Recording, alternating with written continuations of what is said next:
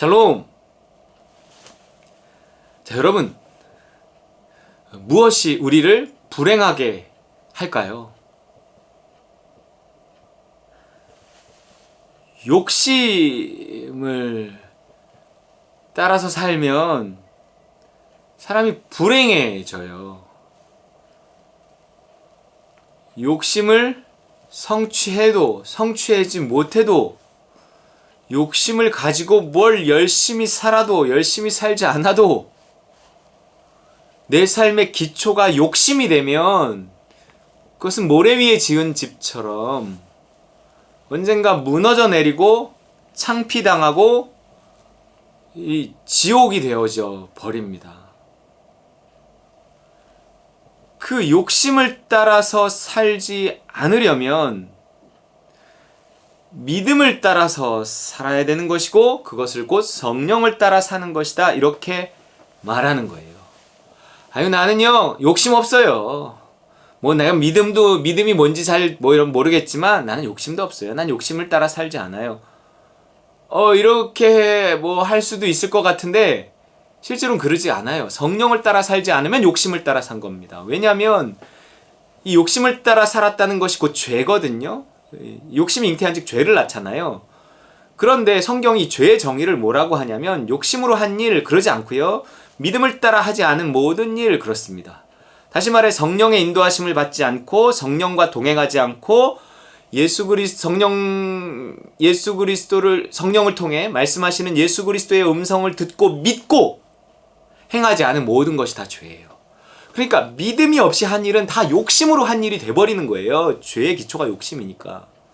나는 욕심 하나도 없는데요? 나는 그냥 그렇게 한 건데요? 욕심 없이 한 건데요? 아니에요. 믿음 없이 한 것은 다 욕심을 가지고 한 것이에요. 아니면 두려움이겠죠. 그러나 욕심과 두려움은 같은 뿌리로 보는 거예요. 그렇기 때문에 내가 믿음으로 하지 않는 한 내 삶이 이렇게 행복해질 수 없다는 거예요.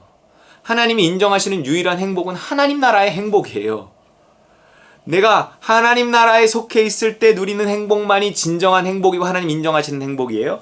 어떤 사람은 세상 나라에 살면서도 돈을 가지고 행복을 누릴 수 있어요. 하나님이 인정하지 않아요. 그런 행복은 오래가지도 않고요. 그걸 행복이라고 말하지도 않고요. 굉장히 한쪽이 불안한 행복이에요. 뭔가 자신 스스로는 행복을 누리고 있다고는 하지만 그 행복을 스스로 지켜야 되고 또 계속 뭔가를 더 확장해 가야 되는 그 책임이 자기에게 있고 행복하지 않은 거예요. 가족들은 조금 자기로 인해서 행복할지 모르지만 정작 그걸 만든 자기 자신은 그렇게 행복하지가 않고요. 그냥 부담스럽기만 하고 그렇습니다. 그렇기 때문에 욕심이 아닌 성령을 따라 행해야 돼요.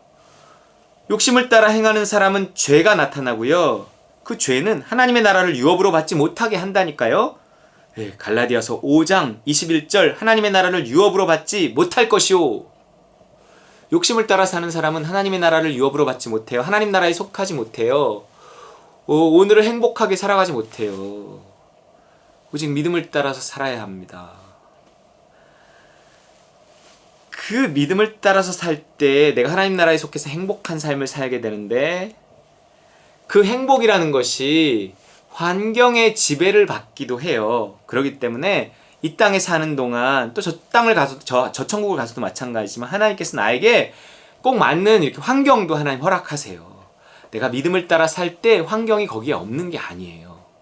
그런데 나는 믿음을 따라 순종했는데 아주 열악한 환경 속에 처할 수도 있어요. 어떤 어려운 환경이 지속될 수도 있어요. 그 이유는 주로 왜 그러냐면 행복은 환경보다 더 중요한 게 있거든요. 나예요, 나. 이 자아가요, 좋은 사람이 아니잖아요. 그럼 나는 이 나하고 같이 살아야 되는데 내가 좋은 사람이 아니면 내가 힘들어요. 내 속사람이 있고 겉사람이 있는데 속사람이 좋은 사람이어야 겉사람이 이게 행복해진단 말이에요. 그래서 하나님이 우리의 그 환경을 통해서 하나님이 우리를 연단시켜서 훈련시켜서 우리의 속사람을 아름답게 좋은 사람으로 성숙한 사람으로 이렇게 만들어 가시는 거예요. 그렇기 때문에 나를 힘들게 하는 환경을 내가 함부로 바꿔버리잖아요. 그러면 훈련이 멈춰요. 나를 힘들게 하는 환경 중에 사람이 주로 작용하잖아요. 내가 그 사람을 내가 함부로 바꿔버리잖아요. 함부로 치워버리잖아요. 함부로 도망가잖아요. 그러면 훈련을 받다가 멈춰요. 그럼 처음부터 다시 해야 돼요. 여러분, 나는요, 죽을 때까지 도망다니다가 죽을 때까지 행복하지 못한 사람이 되는 거예요. 내가 어떤 열악한 환경 속에서 힘듦 속에 내가 던져져서 내가 믿음으로 그곳에 온 것이 맞다면 어쨌든 발버둥쳐 인내하면서 하나님을 찾고 의지하면서 그걸 이렇게 넘어서야 돼요. 그 과정에서 내가 바뀝니다. 내가 바뀌더라고요. 상대를 바꿔달라고 기도하지만 하나님은 결국 나를 바꾸기를 원하시는 거예요. 상대가 바뀌어서 내가 행복해진다? 그런 일은 잘 없어요. 내가 바뀐 이후에 바뀔 수는 있겠지만 하나님이 그 사람을 거기 두신 이유가 있거든요. 그런 환경을 그렇게 어렵고 힘든 그렇게 고된 일을 나에게 허락하신 이유가 있거든요. 기도하라는 거예요. 기도하라는 거예요. 그리고 그 속에서 성령의 인도하심을 구하라는 거예요. 정말 내 지혜로는 도저히 감당할 수가 없어. 도저히 내 능력으로는 같이 있을 수가 없어. 같이 살 수가 없어. 맞아요. 하나님이 의도하신 것도 그거예요. 네 능력으로 하지 말라는 거예요. 뭐 하라는 거예요? 기도하라는 거예요. 하나님의 능력을 힘입으라는 거예요. 하나님이 공급하시는 힘으로 하는 것 같이 하라는 거예요. 그러면서 내가 그 속에서 성령의 인도하심을 구하고 지혜를 구하고 섬세한 하나님의 인도하심에 순종하면서 그 어려움을 내가 이겨내는 그 과정을 통해 나는 뭘 얻어요? 변화. 내가 바뀌더라고요. 내가 바뀌어요. 내가 변화돼요. 그것만큼 큰 축복이 있어요? 없어요. 그것만큼 큰 행복의 조건이 있어요? 없어요. 좋은 나와 사는 거예요. 좋은 나와. 내 속사람이 참 좋은 사람이야. 그럼 나는 너무 행복해요. 나는 너무 좋아요. 내 속사람이 아주 못됐어. 내 속사람이 아주 지랄 같아. 그러면요, 나 힘들어요. 나는 나하고 살아야 돼요. 평생 살아야 돼요. 아니, 영원토록 같이 살아야 될 수도 있어요. 나는 나를 가지고 천국에 가는 것이거든요. 노아의 방주 기억하시죠? 노아가 일생 동안 뭘 만들어요? 자기가 타고 갈 배를 만들어요. 그 배를 타고 사는 거라고요. 내가 타고 살 배. 그 배가 뭐예요? 자예요. 자. 내 속사람이에요. 내 속사람이 하나님의 형상대로 아름답게 만들어줘야 된다고요. 그리스도는 하나님의 형상이다 이러거든요. 결국 우리가 하나님의 형상은 곧 그리스도의 형상인 거예요. 내가 하나님을 닮아가려면, 내가 하나님의 뜻에 순종하면 하나님을 닮아가요. 그리스도를 닮아가려면 그리스도를 쫓아서 졸졸졸졸 따라다니다 보면 그분이 하는 일을 나도 하고 그분이 하는 말을 나도 하고 그럼 바뀌어가요. 그리스도를 닮아가요. 그렇습니다. 오래 살다 보면 그렇게 돼요. 오래 순종하다 보면 그렇게 돼요. 또 좋아하는 사람은 닮거든요. 예수님을 좋아하면 예수님을 닮아요. 그것이 사랑이고요, 희락이고요, 화평. 이 예수님의 모습이 하나님의 형상이에요. 오래 참음, 자비, 양선, 충성, 온유, 절제. 이 그리스도의 형상이 나에게서 나타나야 돼요. 내 속사람이 그리스도의 형상을 드러내야 돼요. 변화돼야 돼요. 그리스도 안에서 자꾸 바뀌어야 돼요. 나는 어떻게 해요? 나는 정확히는요, 내가 변화된다기보다 내가 죽고 내가 새 사람으로 거듭나는 거예요. 다시 태어나는 거예요. 이거는요, 이렇게 고쳐 쓴다라는 개념이기보다는 바꾸는 거예요. 그냥 내 속사람을 완전히 바꾸는 거예요. 타인을 바꾸는 게 아니라 나를 바꾸는 거예요. 그 예전에 나는 어떻게 해요? 갈라디아서 5장 24절이 성령의 열매 다음에 이렇게 나와요. 그리스도 예수의 사람들은 육체와 함께 그 정욕과 탐심을 십자가에 못 박았느니라. 우리 지금 자아를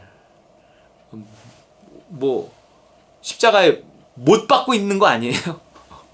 못 박아야 돼요. 못 박아야 됩니다. 날마다 나를, 이 자아를 십자가에 못 박고 새로운 나 있잖아요. 거듭난 나. 거듭났잖아요, 우리.